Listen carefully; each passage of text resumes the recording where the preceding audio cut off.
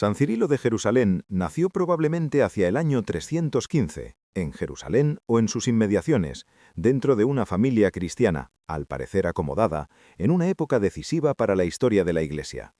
Su infancia y juventud transcurrieron en el nuevo clima abierto tras el Edicto de Milán, cuando el cristianismo, salido ya de las persecuciones, comenzaba a desplegar públicamente su vida litúrgica, doctrinal y pastoral.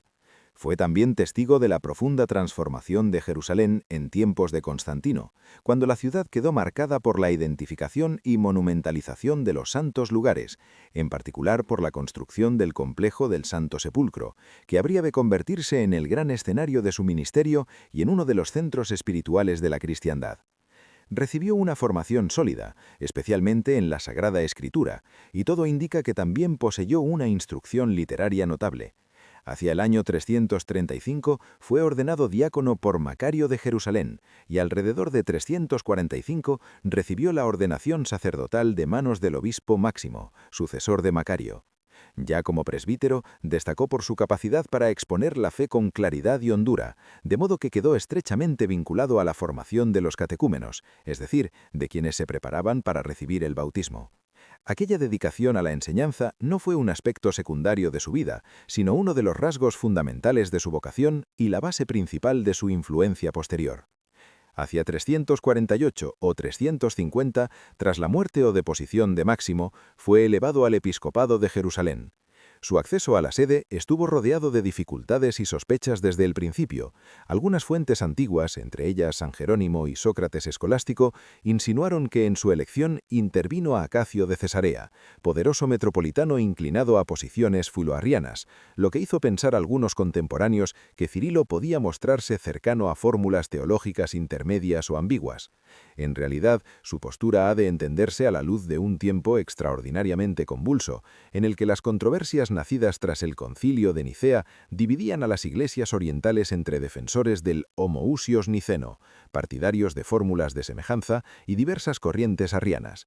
Cirilo evitó durante un tiempo ciertos términos más polémicos, pero mantuvo de manera constante la afirmación de la plena dignidad divina del Hijo, y con el paso de los años, su adhesión a la ortodoxia nicena quedó fuera de toda duda. Su episcopado estuvo marcado por un duro conflicto con Acacio de Cesarea.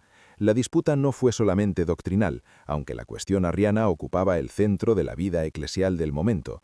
Tuvo también una dimensión jurisdiccional, pues Jerusalén, convertida ya en ciudad de inmenso prestigio espiritual por su vinculación a la pasión y resurrección de Cristo, aspiraba a una mayor autonomía frente a la autoridad metropolitana de Cesarea. En medio de estas tensiones, Cirilo hubo de sufrir 3 destierros, y cerca de 16 años de su vida episcopal transcurrieron lejos de su sede. El primero de esos destierros tuvo lugar hacia 1557. Un sínodo regional, influido por Acacio, lo depuso y lo expulsó, acusándolo, entre otras cosas, de haber vendido bienes de la Iglesia, incluso ornamentos sagrados, para socorrer a los pobres durante un tiempo de necesidad o de hambruna. La acusación fue utilizada contra él como arma disciplinar, pero la tradición cristiana conservó también la interpretación de aquel gesto como una obra de caridad pastoral. Cirilo se refugió entonces en Tarso. 2 años más tarde, el concilio de Seleucia, celebrado en 359, revocó la decisión adversa y le permitió recuperar provisionalmente su sede. Sin embargo, en 360 o 361, favorecidos sus enemigos por el nuevo clima político y eclesiástico, fue depuesto de nuevo. Su regreso fue posible con la subida al poder de Juliano, llamado el Apóstata, quien permitió el retorno de obispos anteriormente exiliados. Durante el reinado de Juliano se produjo uno de los episodios más célebres asociados a la figura de Cirilo, el intento imperial de reconstruir el Templo de Jerusalén. El emperador deseaba así desmentir la profecía evangélica sobre la ruina del santuario. La empresa fracasó de manera súbita, entre fenómenos extraordinarios que las fuentes cristianas interpretaron como una confirmación de la palabra de Cristo, e incluso algunos autores paganos mencionaron. En la memoria eclesiástica, Cirilo quedó unido a ese episodio como pastor que leyó en él una ratificación providencial de la fe. El tercer y más largo destierro comenzó bajo el emperador Valente, hacia 367. Fueron 11 años de ausencia en un tiempo en que la controversia doctrinal seguía desgarrando a la Iglesia oriental. Cuando por fin pudo volver, gracias al cambio político favorecido por Graciano y sobre todo por Teodosio I, encontró una comunidad debilitada por las divisiones, la relajación moral y la persistencia de diversos errores doctrinales. Aún así, su regreso definitivo consolidó su prestigio como obispo probado por la adversidad y fiel a la verdad en medio de una época de inestabilidad constante. La confirmación solemne de su posición en la Iglesia llegó en el primer concilio de Constantinopla, celebrado en 381. Cirilo participó en aquella asamblea decisiva, en la que se completó la formulación del credo niceno-constantinopolitano y se afianzó definitivamente la doctrina trinitaria frente a las desviaciones arrianas. Allí aceptó formalmente el término homoousios, despejando las reservas que algunos habían albergado sobre su teología. Al mismo tiempo, la autoridad conciliar reconoció la legitimidad de su episcopado y confirmó la posición de Jerusalén frente a antiguas pretensiones de Cesarea. Con ello quedaba sancionada, tanto doctrinal como canónicamente, la rectitud de su fe y de su ministerio. Pero la grandeza de San Cirilo no reside solamente en haber resistido destierros y controversias.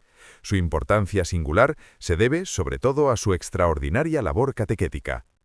Su obra principal son las catequesis, pronunciadas probablemente entre 347 y 350, acaso cuando aún era presbítero, o ya en los primeros años de su episcopado, en el ámbito del Santo Sepulcro. Constituyen uno de los testimonios más valiosos de toda la antigüedad cristiana sobre la transmisión de la fe, la disciplina del catecumenado y la liturgia de la iniciación. El conjunto comprende una procatequesis introductoria, 18 catequesis cuaresmales dirigidas a los catecúmenos y 5 catequesis mistagógicas destinadas a los neófitos durante la octava de Pascua. En ellas se advierte a los aspirantes al bautismo sobre la pureza de intención con que deben acercarse a los misterios, se les exhorta a la conversión moral, a la confesión de los pecados y al abandono de la vida pasada, y se les expone el contenido del símbolo de la fe, artículo por artículo. Cirilo se muestra en estas instrucciones como un maestro sobrio, claro, bíblico y profundamente pastoral. Evita la especulación gratuita, se apoya constantemente en la Escritura y presenta la doctrina no como un sistema abstracto, sino como verdad viva destinada a transformar el corazón. La primera parte de las catequesis ofrece un admirable retrato del catecumenado antiguo. En ella aparece la seriedad con la que la Iglesia de Jerusalén preparaba a quienes iban a recibir el bautismo en la noche pascual. Cirilo insiste en la lucha interior entre la gracia de Dios y la libertad humana, en la necesidad de una conversión sincera y en la vigilancia del alma frente al pecado. Al exponer el credo, mantiene una línea trinitaria firme, con expresiones cuidadosamente medidas, propias de una época en que cada término era objeto de examen. Su lenguaje muestra prudencia, pero no tibieza. Proclama la dignidad del Hijo, la realidad de la redención y la acción santificadora del Espíritu.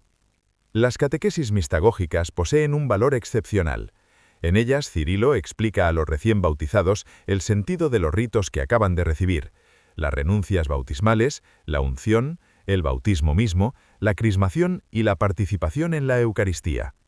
Describe el bautismo como participación real en la muerte y resurrección de Cristo y presenta la unción como sello del Espíritu Santo. En su enseñanza eucarística alcanza una notable precisión, afirma con claridad la presencia real de Cristo bajo las especies sacramentales y expone la liturgia eucarística con un realismo y una reverencia que han hecho de sus textos una fuente privilegiada para la teología sacramental de la Iglesia. Su visión de la Eucaristía como sacrificio y banquete santo, junto con la importancia que concede a la epíclesis y a la recepción reverente del cuerpo y de la sangre del Señor, ejerció una influencia duradera tanto en Oriente como en Occidente. Estas catequesis son además una fuente de primer orden para el conocimiento de la liturgia de Jerusalén en el siglo IV. Gracias a ellas conocemos mejor la organización de la Cuaresma, la preparación inmediata al bautismo, la solemnidad de la vigilia pascual en el ámbito del Gólgota y del sepulcro, la disciplina penitencial y diversos gestos y oraciones que testimonian la riqueza de aquella liturgia local. En ellas se percibe cómo Jerusalén, unida físicamente a los lugares de la pasión y la resurrección, se convirtió en espacio privilegiado para una catequesis que vinculaba directamente la celebración sacramental con los misterios históricos de Cristo. Además de las catequesis, se conserva una carta al emperador Constancio en la que relata la aparición de una cruz luminosa sobre el cielo de Jerusalén en mayo de 1351, suceso que causó gran impresión en su tiempo. Se le atribuye también una homilía sobre el paralítico de Betesda y algunos fragmentos menores. San Cirilo murió en Jerusalén el 18 de marzo del año 386, después de un episcopado de casi 40 años, profundamente marcado por la prueba, la enseñanza y la fidelidad.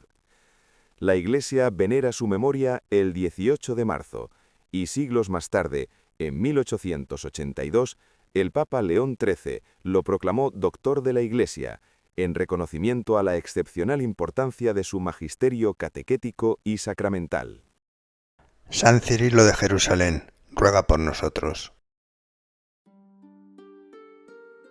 Dos cosas son indispensables para el servicio de Dios: la sana doctrina y las buenas obras.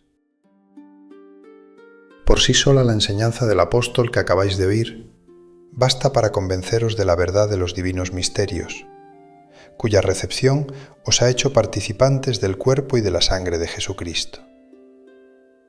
Él mismo dijo sobre el pan: «Esto es mi cuerpo». Por lo tanto, ¿quién os haría dudar de ello?